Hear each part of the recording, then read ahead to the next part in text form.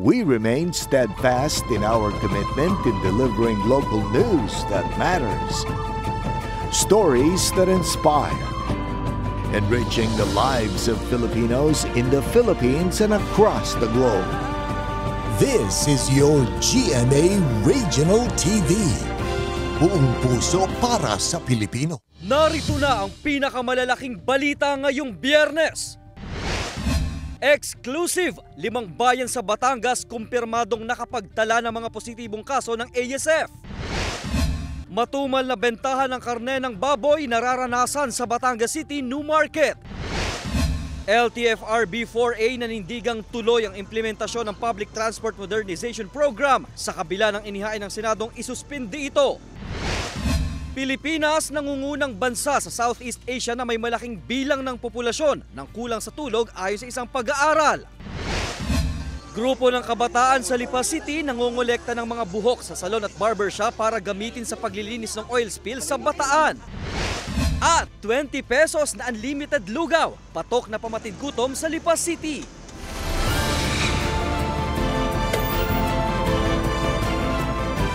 Ito ang GMA Regional TV, Balitang Southern Tagalog.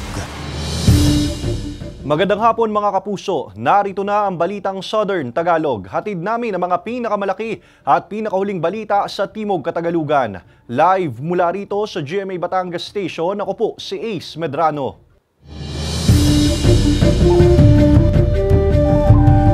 Kinumpirma ng Batangas Provincial Veterinary Office na nakapagtala na ng mga positibong kaso ng African Swine Fever o ASF sa 4 na bayan at isang lungsod sa lalawigan. Nanawagan din ng opisina sa hog raisers na agad i-report sa kanila kung nakikitaan ng sintomas ng ASF ang mga alagang baboy. May exclusive report at nakatutok live si Denise Abante. Denise.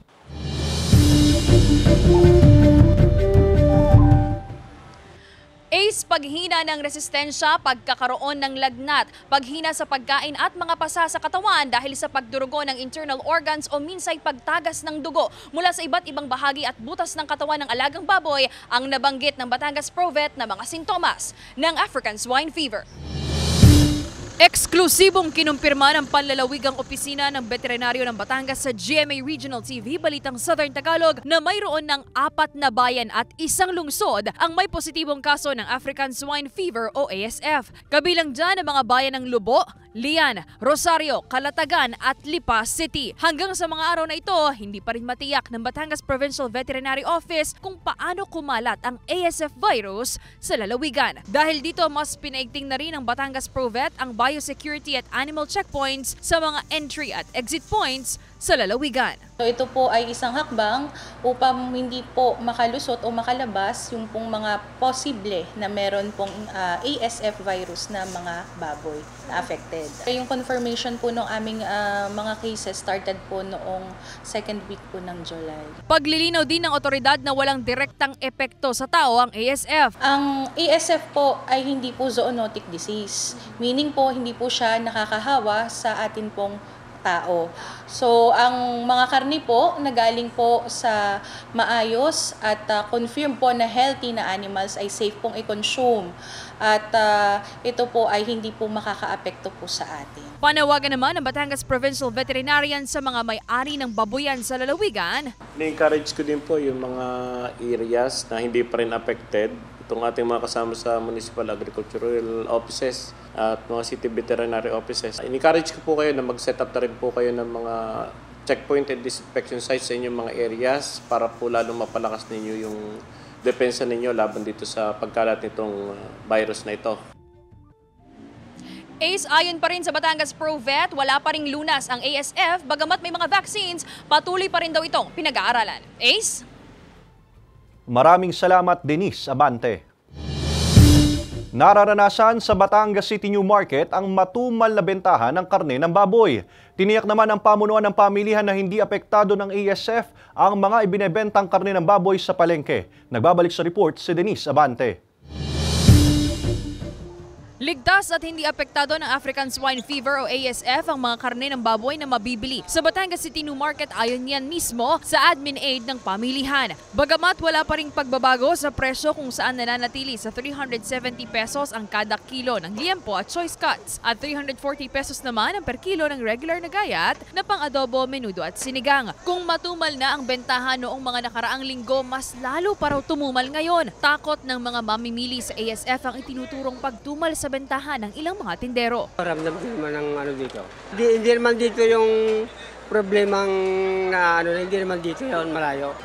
Pero may pagkakaiba kayo sa dati. Ano nga ngayon, mahirap-hirap nga ngayon. Paglilinaw ng pamunuan ng pamilihan dumadaan sa masusing inspeksyon ng lahat ng mga pumapasok ng mga karne bago ito ibenta sa merkado. Hindi po apektado ang Batangas City ng ASF po at huwag po kayong matakot, lalong-lalo na po sa ating mga mahilig po sa karne na sa lata na lang muna at natatakot ay safe po ang ating karne. Yan naman ho ay dumadaan po sa quality control bago naman ho yung katayin. Ito raw ang pinanghahawakan ng mamimiling si Randy. Bagamat batid ang banta ng ASF, hindi naman daw ito makakaapekto sa kanya. Sa amin, hindi nangangain ng manok. Bago naman siguro dalhin dito ang baboy dito, galing sa Katayan.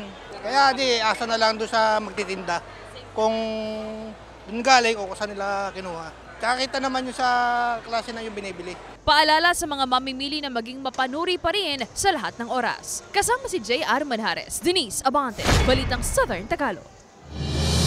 Good news mga kapuso, dahil rollback sa presyo ng mga produktong petrolyo ang aasahang ipatutupad ng mga kumpanya ng langis sa susunod na linggo. Base sa 4-day trading, 20 hanggang 40 centavos kada litro ang maaaring bawas presyo sa diesel, habang 30 hanggang 35 centavos sa kerosene. Sa gasolina, maaaring walang paggalaw o di kaya ay 20 centavos na bawas presyo sa kada litro. Ayon sa DOE, epekto ito ng humihinang demand sa China at plano ng OPEC Plus countries na dagdagan ng supply sa pandaigdigang merkado. Sa Lunes, nakatakdang i-anunsyo ng mga kumpanya ng langis ang final adjustment sa presyo. Nanindigan ng LTFRB-4A na tuloy ang implementasyon ng Public Transport Modernization Program sa kabila ng inihain ng Senadong isuspindi ito. Para sa detalye, makakasama natin live si Paul Hernandez. Paul?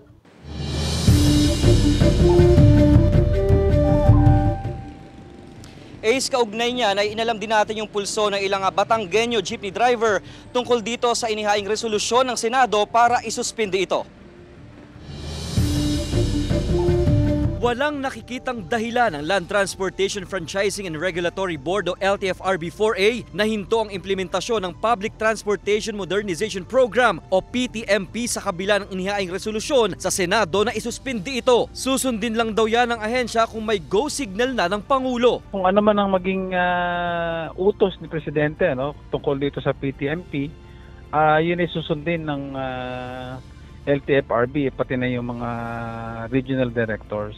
Ang tingin ng ahensya, tila mawawalang saysay ang mga ginawang paghahabol ng ilang driver-operator para rito sa Jeepney Modernization Program. Siguro kinakailangan upuan to at saka pagtulong-tulungang ayusin kung ano man yung naging problema.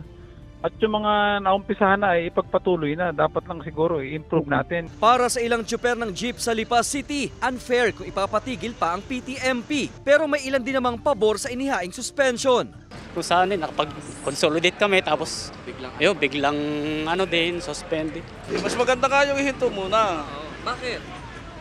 Siyempre, kaysa yung magko-co-op ka, para ano ba yung co-op? Pwede namang wala yun. Sabi pa ng LTFRB-4A, dapat na raw ituloy-tuloy ang implementasyon lalo at nasa mahigit 80% na driver-operator sa Calabarzon Region ay miyembro na ng consolidated entity.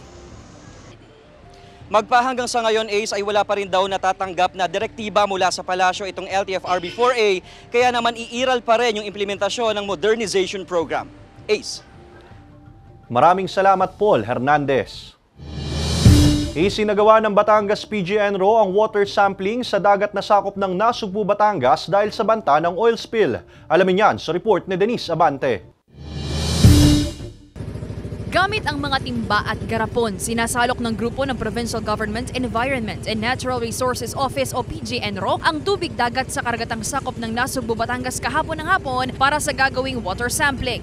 purpose ng water sampling is simply to establish some kind of baseline data. Continuously monitor nila if there are any reports of any sighting, and then they will take another sampling if that is necessary. And then with the baseline data na kanilang nakuha, i-determine nila kung ito na nga ba yung of the oil spill or not. Ayon sa PGNRO, nagsagawa sila ng baseline data gathering para may basihan sila sa pagkukumpara sa kalidad ng tubig sakaling umabot sa lalawigan ang oil spill mula sa Bataan. Sa susunod na linggo pa raw malalaman ang resulta ng isinagawang water sampling sa 5 coastal area sa Nasugbu. Noong nagkaroon ng Empress oil spill, kumisan yung nakikitang traces of oil sa water, kumisan nagagali lang doon naman sa mga fishing boats. So hindi actually come out from the spill itself.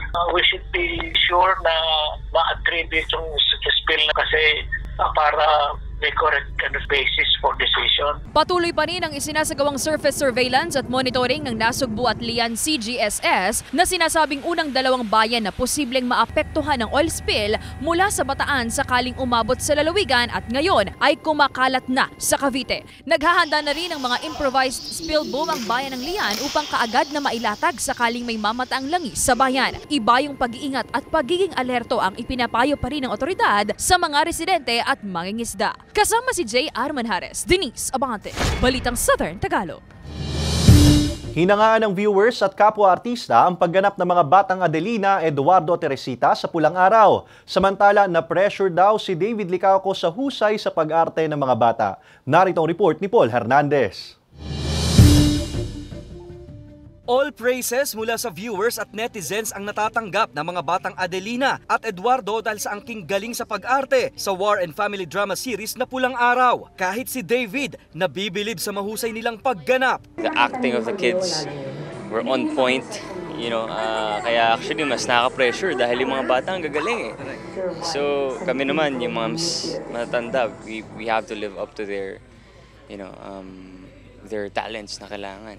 Hindi rin naman nagpapahuli sa pag-arte ang batang Teresita Borromeo. Ilang ulit na araw pinanood ni Sanya ang first few runs ng serye, pero humahanga pa rin siya. Lahat kasi kami dito talagang pinaghahandaan namin bawat eksena dito. Parang hindi ka pwede magbigay ng basta lang. Very vocal si Direk Dominic Zapata sa kanyang artista sa set, giving credits where credit is due. I'm the type of director also kasi who also allows elbow room for parang na maging organic siya.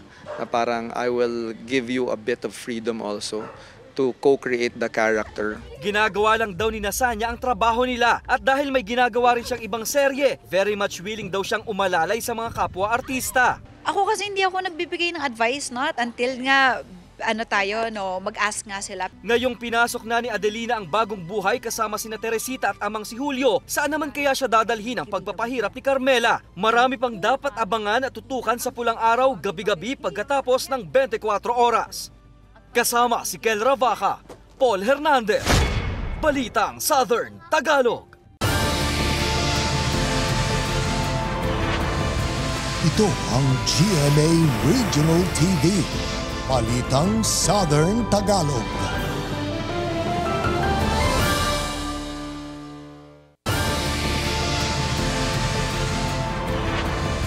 Ito ang GMA Regional TV. Balitang Southern Tagalog. Patay ang isang lalaki matapos malapitang barilin sa isang basketball court sa Calamba City, Laguna. Nakatutok si Paul Hernandez. Bumulagta sa isang basketball court ang lalaking yan sa Calamba City, Laguna.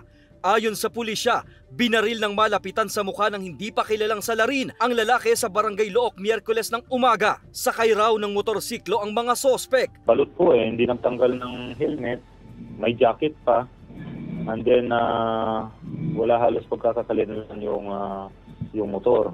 Isa sa iniimbestigahang motibo sa krimen ang personal na galit sa biktima. Mayroon daw noong nakaalita ng biktima. Noong 2020, siya ay biktima rin ng pamamaril. Noong the other day, meron siyang nakaaway.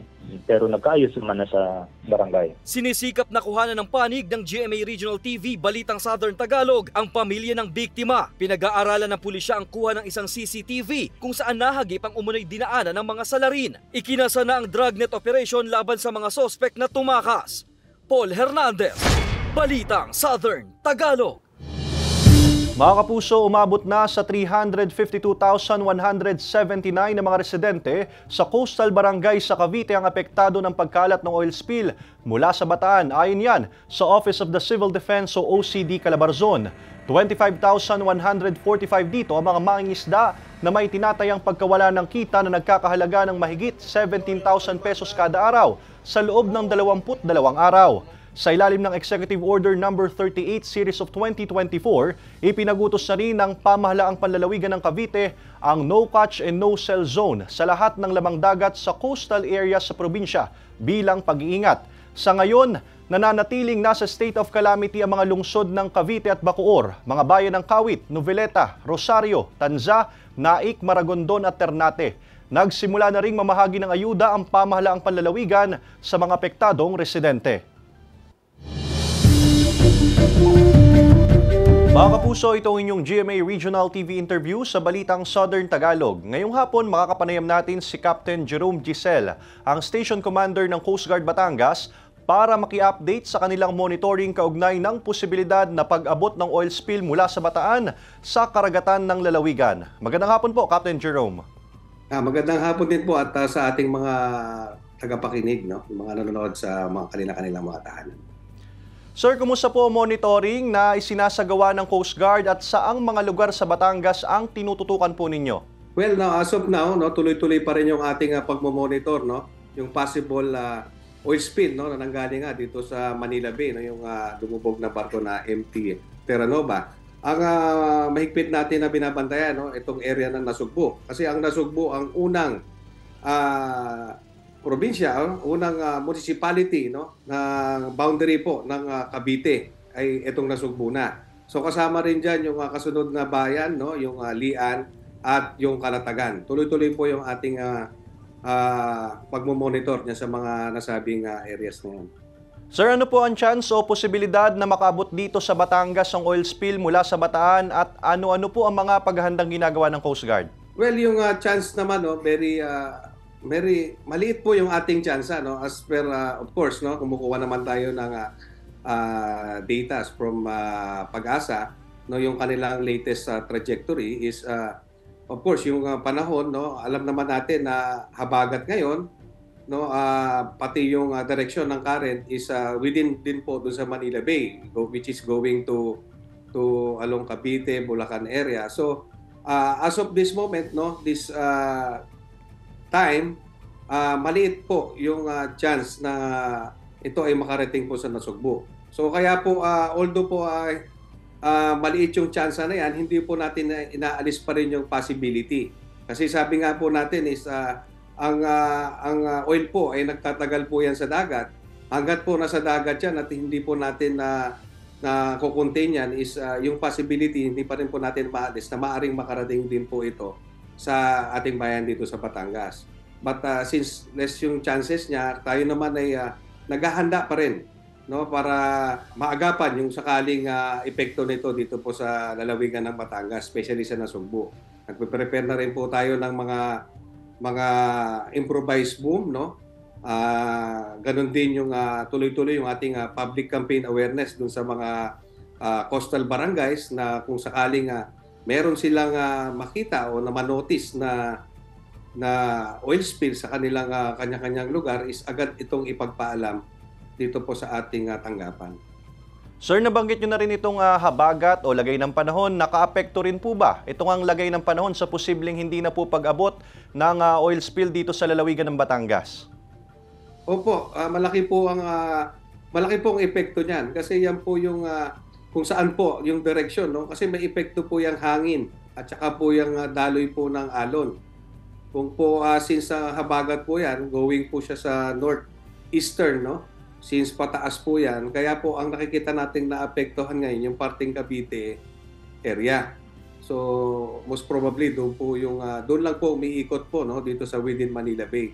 Kaya yung possibility po na pababa po, no, papunta dito sa lalawigan ng Batangas is very small lang po yung chances niya na umabot po dito sa atin sa Batangas. Panghuli na sir, ang inyo pong mensahe sa mga residente, lalo na po sa mga nakatira sa mga coastal areas. O yun po, no, paalala lang natin dun sa mga ating mga kababayan, especially dun po sa naninirahan sa coastal areas, kung sila po ay may mapuna, no, na oil spill, no, na kanilang makita dun sa kanilang kanya-kanyang lugar, agad po itong ipagpaalam, no? Especially din po dun sa mga mangingisda, nakausap na rin po namin sila na kung any na manotice nila sa laot pa lamang, at least maagad natin itong maagapan bago pa to para maiwasan po ito na makarating dito sa ating coastal areas. Maraming salamat po sa inyong oras, Captain Jerome Giselle, ang Station Commander ng Coast Guard Batangas. Salamat po at magandang hapon po. Nangongolekta ng mga buhok sa salon at barbershops ang grupo ng mga kabataan sa Lipa City para gamitin sa paglilinis ng oil spill sa Bataan. Narito ang report ni Paul Hernandez.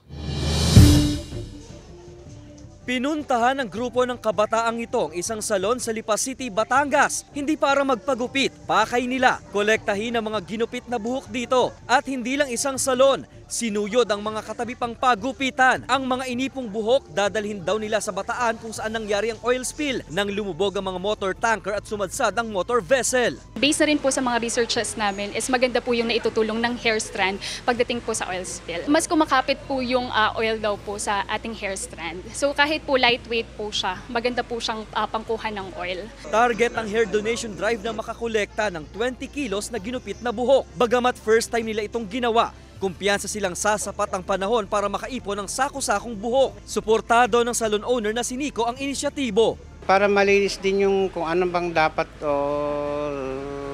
linisin doon para sa dagat. Nag-check po kami kung saan po yung mga area ng mga salon po dito sa Lipa. And then, nung binisita po namin sila, may mga hair strands na po talaga silang prepared din po pala. Nananawagan ang grupo sa mga barbershop at salon na makiisa sa pag-iipon ng ginupit na buhok. Pwedeng makipag-ugnayan sa grupo sa numerong 0955-367-3430. Nananawagan din sila ng cash assistance para maitulong sa komunidad na apektado ng oil spill. Kung nakaipon po kayo, ayan, pwede nyo po kaming tawagan para po maisabay po namin yung inyong mga tulong. Sa August 14, araw ng Miyerkules, ipapadala ng grupo ang naipong buhok sa Bataan. Kasama si Kel Ravaca, Paul Hernandez, Balitang Southern Tagalog. Good news mga kapuso, sa mga naghahanap ng trabaho, naghahanap ang Kapuso Network ng mga sumusunod. Assistant Vice President, New Business Development, Assistant Research Manager, Senior Research Analyst, Auditor, Wardrobe and Costumes Clerk, Production Coordinator, Unit Head, Building Maintenance and Project Management, at iba pang makikita sa inyong TV screen. Para sa kumpletong detalye at sa mga nais mag-apply, bisitahin ang careers.gmanetwork.com. Ito ang GMA Regional TV, Balitang Southern Tagalog.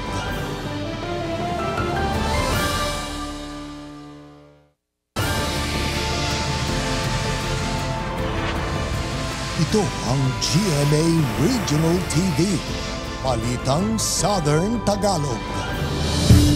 Nararanasan daw ng ilang empleyado ang masamang epekto sa katawan ng kakulangan ng tulog. Samantala, nangungunang bansa ang Pilipinas sa Southeast Asia na may malaking bilang ng populasyon ng kulang sa tulog ayon sa isang pag-aaral. Alamin yan sa report ni Paul Hernandez.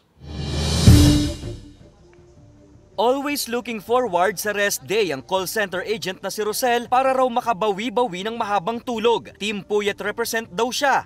Luxurious talaga kapag nakakatulog ka ng mahaba. Mahirap maka-achieve ng 6 to 8 hours na tulog.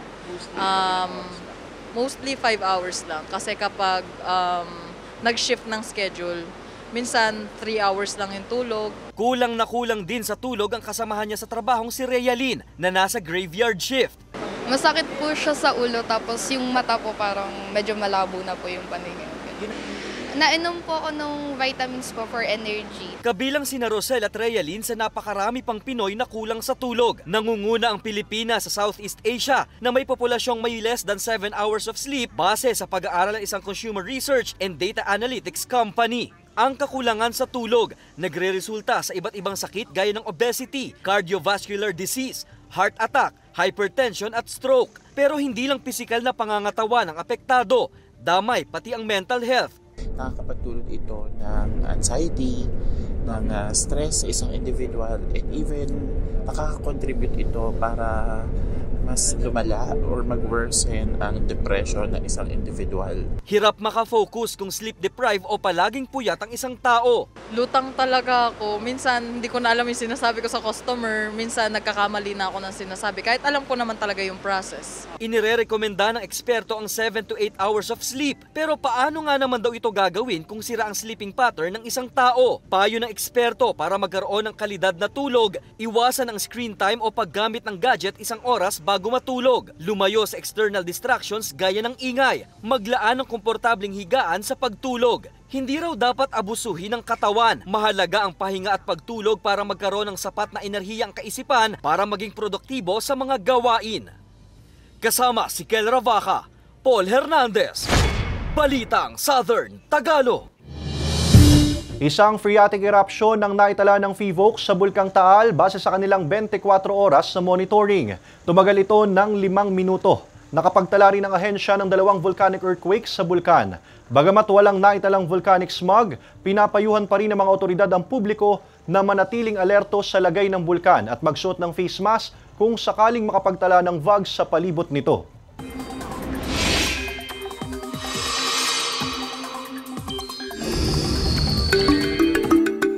Mga kapuso, kahit wala pang namamataang sama ng panahon sa ngayon, muling nagbalik ang ihip ng habagat sa ilang bahagi ng bansa. Sabi ng Pag-asa, karamihan sa mga apektadong lugar ay sa Visayas at Mindanao, pero posible rin ang ulan sa Luzon. Sa datos ng Metro Weather, may tsansa ng ulan sa Rizal, Cavite, Laguna, Batangas, Mindoro Provinces, Quezon, Romblon at Palawan. Heavy to intense rains ang mararanasan sa ilang lugar, kaya posible pa rin ang banta ng baha o landslide. Maaari ding makaranas ng ulan sa iba pang bahagi ng bansa. Dinadagsa ng mga customer ang 20 pesos na unlimited lugaw sa Lipa City dahil sa abot kayang presyo. Ating tikman yan sa report ni Paul Hernandez. Saan aabot ang 20 pesos mo? Para kay Mang June, sagot na niya ang mainit na lugaw pamatid gutom. Napuntahan ng mga estudyante, manggagawa at tricycle driver sa Barangay Marawoy sa Lipa City, Batangas. Perfect na po siya sa amin pong mga student. Parang student budget, sa budget na din namin. Pang almusal, pwede dito, merienda. Okay yan. Araw-araw ako nakakain dito, sir. At hindi ka raw mabibitin, lugaw pa more ang sigaw dahil unlimited yan dito. 1 to sawa na swak sa maulang panahon. Pwede mong padagdagan kung kulang at saka unlimited na yung lugaw. Tsaka masarap yung luto niya. Dito sa maliit na food cart, tinitinda ng amang si June ang binabalik-balik ang lugaw in a cup. 4 na kilong bigas, 2 kilo ng baka at 5 kilong laman loob ng baboy ang nauubos daw kada araw. 10 years na. Dati kasi nagtatricycle ako, mahina ang kita. Gumawa ako ng paraan na makapagpundar ng ganito. Nag-click naman. 20 pesos ang regular na lugaw at 50 pesos naman kung overload na hindi tinitipid ang toppings. Sa gitna ng nagtataas ang presyo ng bilihin, hindi naman daw lugi si Mang June. Yung iba kasi nating kababayan tulad, nagtatricycle, mahina ang kita. Sa mga ganyang lugaw, pwede nang gawing pananghalian. Sikreto sa kanyang tubong lugaw na negosyo ang pagtitiyak ng kalinisan sa kanyang pambentang pagkain. Samahan pa ng diskarte at tamang pakikisama sa mga customer. Kasama si Kel Ravaca, Paul Hernandez, Balitang Southern Tagalog.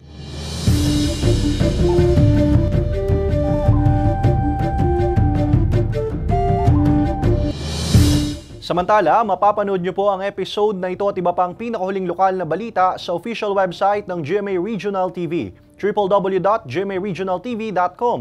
Pwede rin kayo bumisita sa aming official YouTube channel, GMA Regional TV, at i-click ang subscribe button para sa pinakamainit na balita mula sa rehiyon. Dahil sa GMA Regional TV, local news matters. At iyan ang mga pinakamalaki at pinakahuling balita sa Timog Katagalugan. Maraming salamat sa pagsama sa amin pati na mga kapuso sa ibang bansa na tumutok sa mga balita sa rehiyon. Ako po si Ace Medrano. Kami ang GMA Regional TV Balitang Southern Tagalog. Buong puwersa para sa mas malaking misyon at mas malawak na paglilingkod sa bayan.